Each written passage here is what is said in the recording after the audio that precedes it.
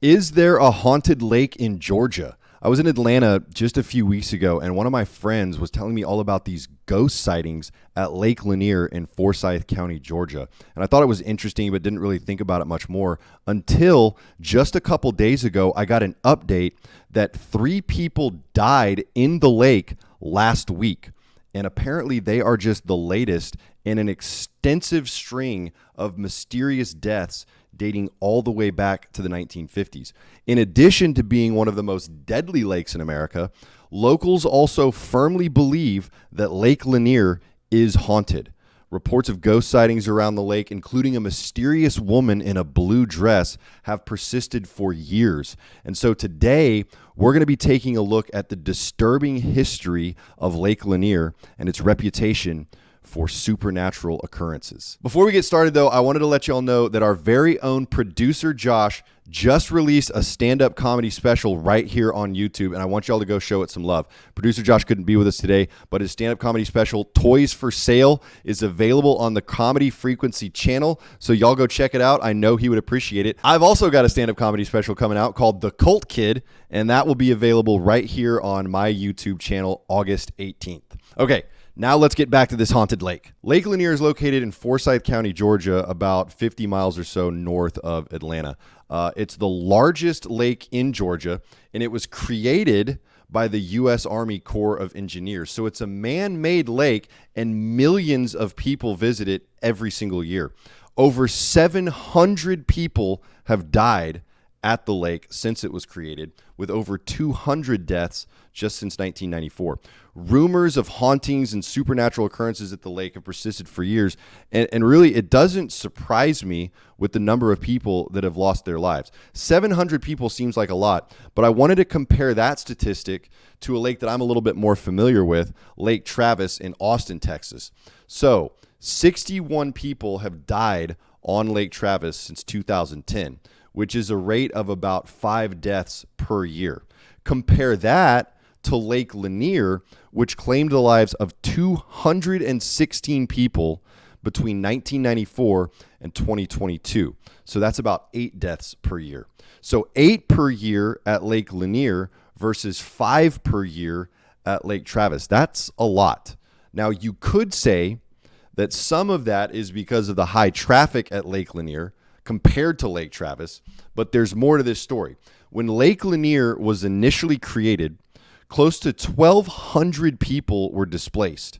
The government moved 250 families, 15 businesses, 6 churches, and 20 cemeteries. Now, the cemetery aspect is really interesting, and we're going to get into more detail on that because there's a theory that many graves still containing bodies were left behind. Which is just super creepy, obviously. Lake Lanier is named after poet, author, and musician Sidney Lanier, best known for Song of the Chattahoochee, an ode to the river that feeds into Lake Lanier, and also a hilarious name for a river. Sidney Lanier was also a Confederate soldier in the Civil War, which is a little bit ironic because the lake actually sits on land which was once the location of a town called Oscarville, Georgia, a predominantly African-American community in the early 1900s with an extremely disturbing and violent history. So Oscarville was this vibrant city that was home to primarily African-American ranchers, carpenters, and blacksmiths. But that all changed in 1912 when the body of 19-year-old May Crow was discovered in the nearby woods. May was a white woman that had been assaulted and brutally murdered. The white community was outraged by May's death and blamed the black community.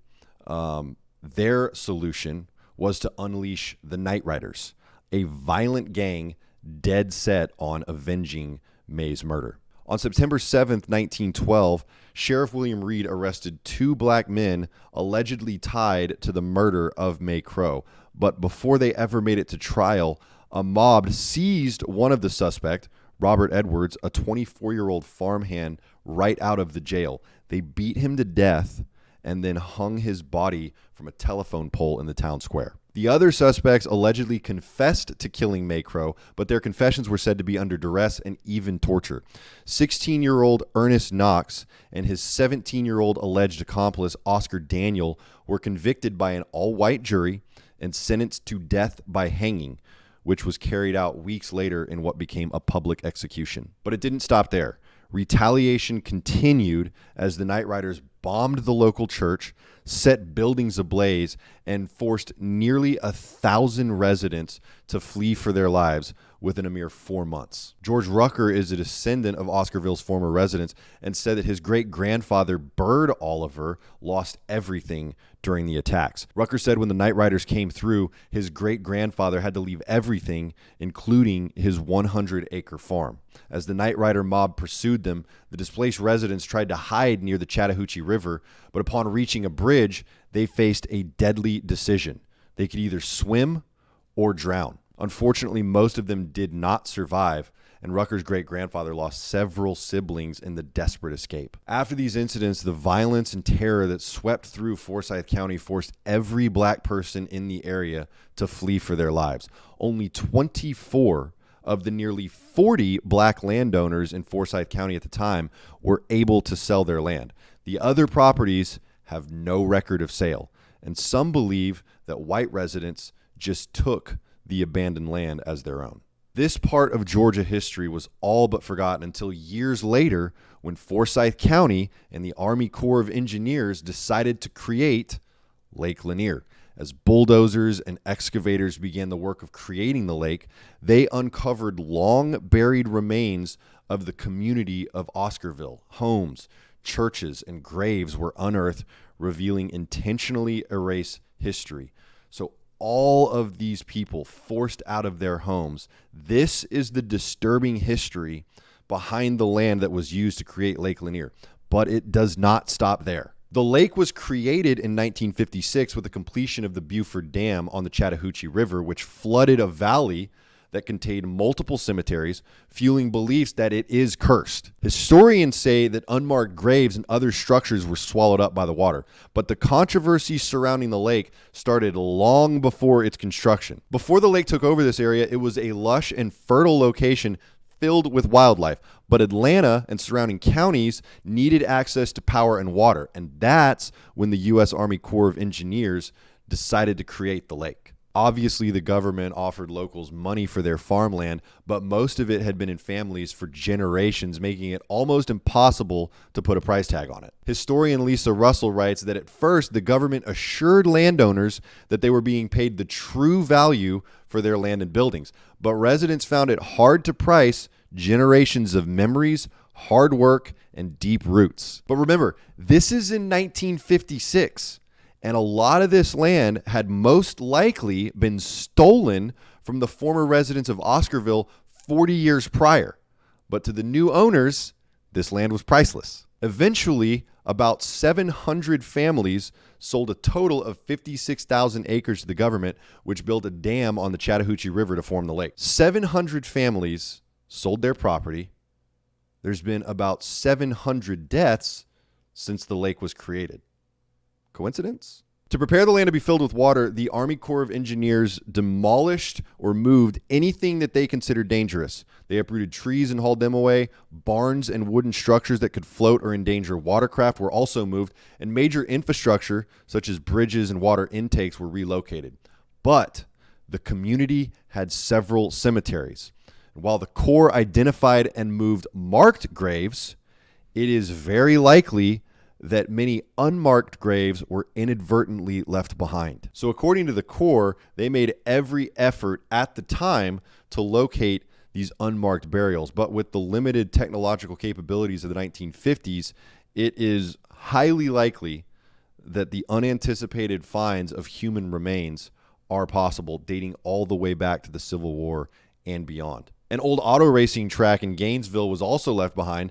It remains at the bottom of the lake, although the Corps did remove the bleachers so they wouldn't float to the surface and cause a hazard for boats. The concrete block foundations of some small buildings were also submerged, and recreational divers have even recorded underwater footage of the remains of sunken structures. Okay, so with all that strange and sinister history, the stories of supernatural encounters are not surprising at all.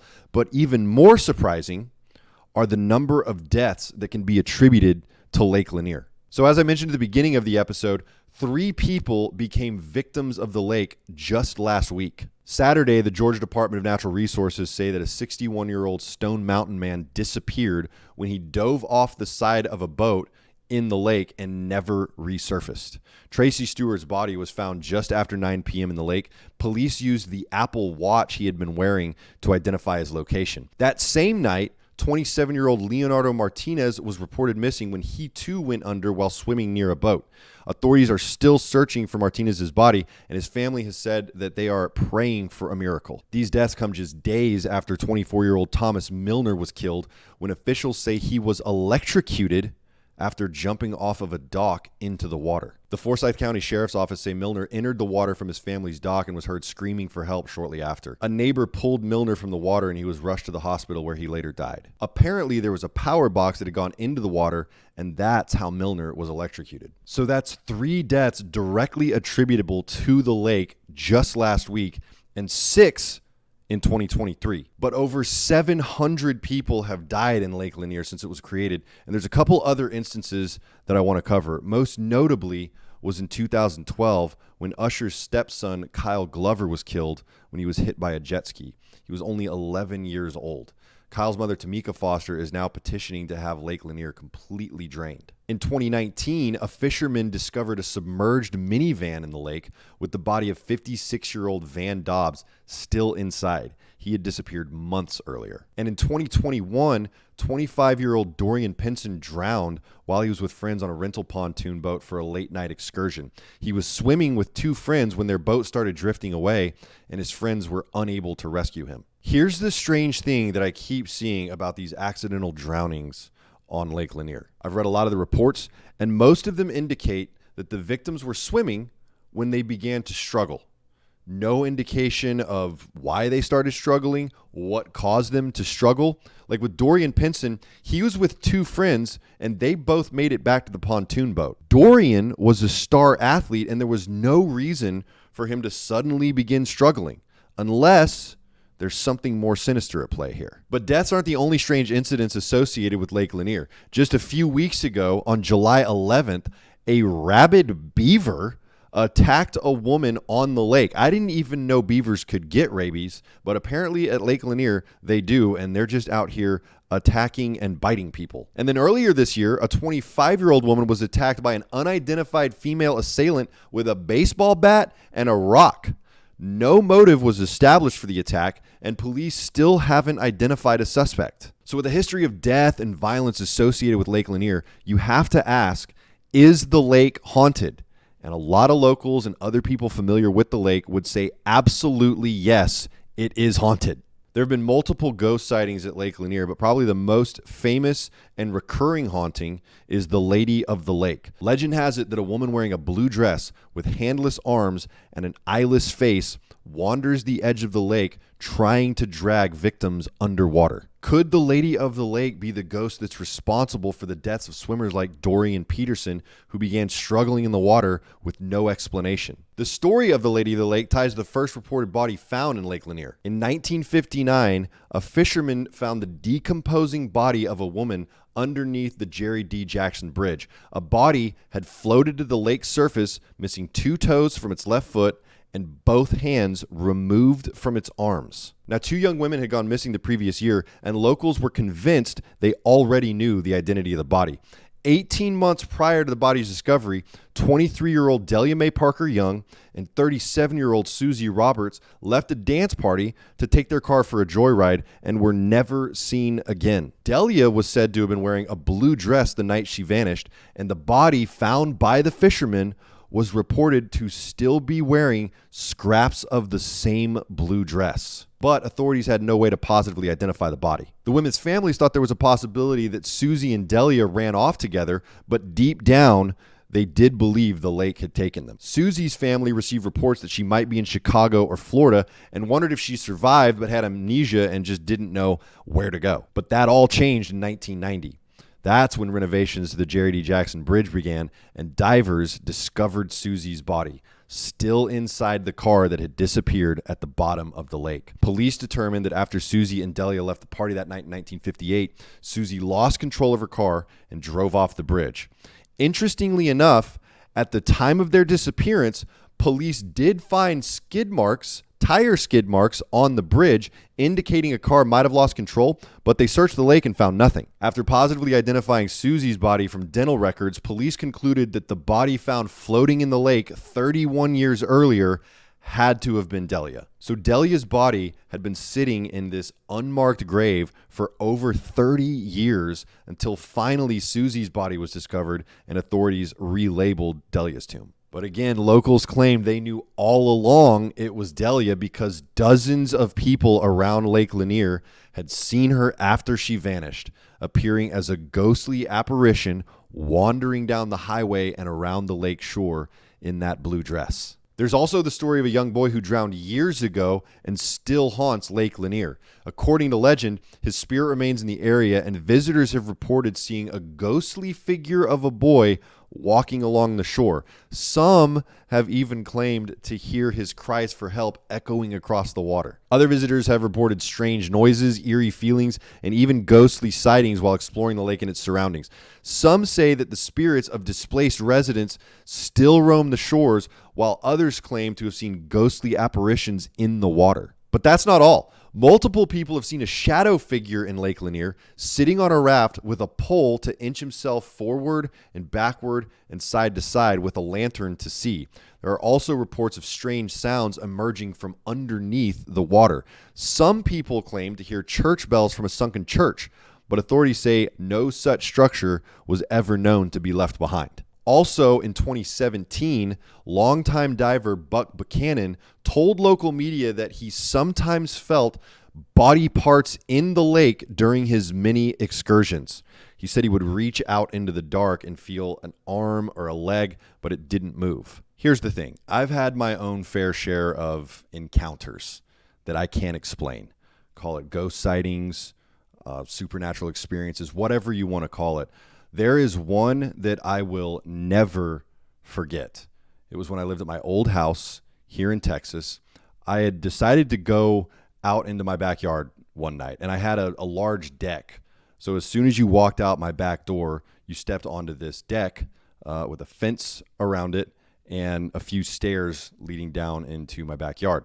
So I'm standing there on the deck in the dark, and I look over towards the stairway because I heard a noise. I didn't know what it was. I just heard a noise. I look over and I see like this figure, or really at first it just looked like a lump in the grass.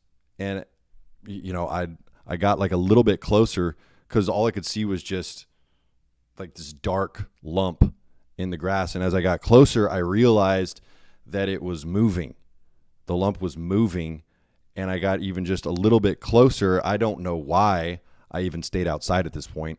I got a little bit closer, and I realized that what I was seeing was the figure of a woman or a girl. I mean, it could have been a man too, but it had long hair, and it was dragging itself through my grass. And right as I start to freak out, I hear it say my name, like it's calling to me, dragging itself towards me in the grass. I'm getting goosebumps thinking about this. I immediately freaked out. The only thing I could say was hello. I don't know why I said hello, but as soon as I said that, I ran inside, did not come back out. I just sat on my sofa hoping and praying that this thing didn't bust through my back door. I don't know what that was. There's any number of things it possibly could have been, just my imagination playing tricks on me, maybe some sort of flashback.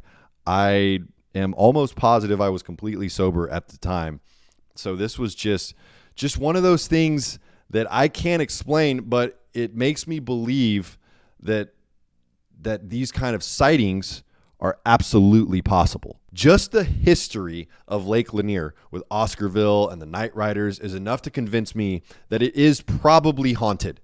But the added factors of the high death rates and unexplainable drownings, repeated ghost sightings, and other supernatural occurrences are enough for me to never get caught alive or dead on Lake Lanier. But I'd love to hear what y'all think about it in the comments, especially if you have personal experience with the ghosts of Lake Lanier, or really any ghosts for that matter. We'll be back with part 2 of the haunted lake with special guests from Forsyth County to tell their stories about Lake Lanier. Also, please be sure to hit the like and subscribe button. I'll see you next week.